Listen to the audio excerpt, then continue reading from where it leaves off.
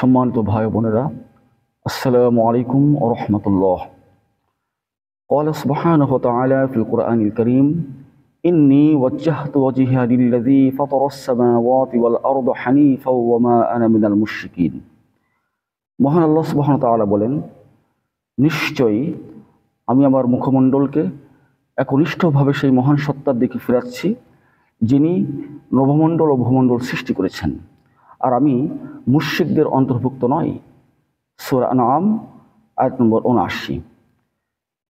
সম্মানিত ভাই বোনেরা, মহান আল্লাহ সুবহানাহু ওয়া তাআলা এই আয়াতে তিনি এই বিষয়টা আমাদেরকে স্পষ্ট করেছেন। এটা কোরআনের আয়াত, কিন্তু আমাদের সমাজে কিছু মুসলিমরা এই আয়াতটিকে তারা জায়নামাজের দোয়া হিসেবে ব্যবহার করেন। আমরা যে যখন সলাত শুরু করি, বিশেষ করে তাকবীরে তাহরিমা আল্লাহু আকবার বলে যখন হাতটা বাঁধি, এই তাকবীরে তাহরিমা বলার আগে যখন জায়নামাজে দাঁড়ায় তখন এই দোয়াটা বলা হয়, এবং অনেকেই এটা তারা মনে করে যে এটা জায়নামাজের দোয়া। আসলে এটা জায়নামাজের দোয়া নয়। আমাদেরকে একটা বিষয় মনে রাখতে হবে, রাসূল করিম সাল্লাল্লাহু আলাইহি সাল্লাম তিনি ইবাদতের ক্ষেত্রে আমাদের জন্য মডেল, আমাদের জন্য আদর্শ। রাসূল করিম সাল্লাল্লাহু আলাইহি সাল্লাম তিনি যেভাবে যে ইবাদত করেছেন, আমাদেরকে সেই ইবাদত সেইভাবেই করতে হবে, তাহলে সেই ইবাদতটা ইবাদত হিসেবে গণ্য হবে।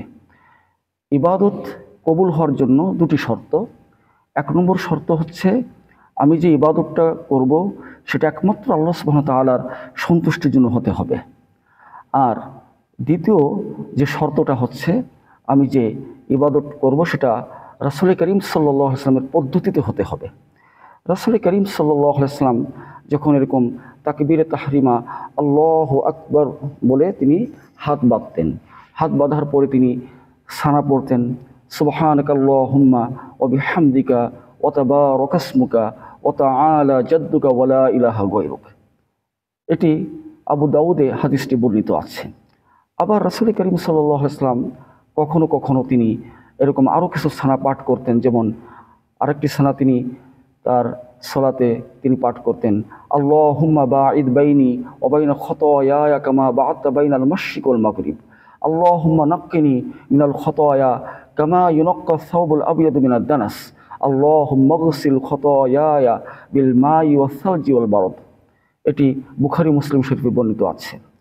এছাড়াও রাসূল করিম সাল্লাল্লাহু আলাইহি ওয়াসাল্লাম আরও কিছু সানা তিনি পাঠ করতেন, এবং তিনি সানা হিসেবে তিনি যে এই আমরা যেটাকে জায়নামাজের দোয়া বলে অনেকে জানি, তিনি সেটা এই তাকবীরে তাহরিমার পরে সানা হিসেবে তিনি পাঠ করতেন, ওয়াজ্জাহতু ওয়াজহিয়া লিল্লাযী ফাতারাস সামাওয়াতি ওয়াল আরদা হানিফা ওয়া মা আনা মিনাল মুশরিকিন, ইন্নাস সালাতি ওয়া নুসুকি ওয়া মাহইয়ায়া ওয়া মামাতি লিল্লাহি রাব্বিল আলামিন লা শারীকা লাহু ওয়া বিযালিকা উমিরতু ওয়া আনা আউওয়ালুল মুসলিমিন, আল্লাহুম্মা আনতাল মালিকু লা ইলাহা ইল্লা আনতা সুবহানাকা আনতা রাব্বি ওয়া আনা আবদুক।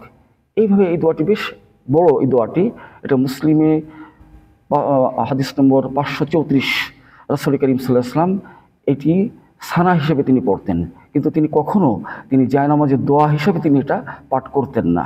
সুতরাং আমাদেরকে এই আমলটি আমরা ঠিক রাসূল করিম সাল্লাল্লাহু আলাইহি ওয়াসাল্লাম যেভাবে তিনি আমলটা করেছেন, আমরা ঠিক সেইভাবেই আমল করব।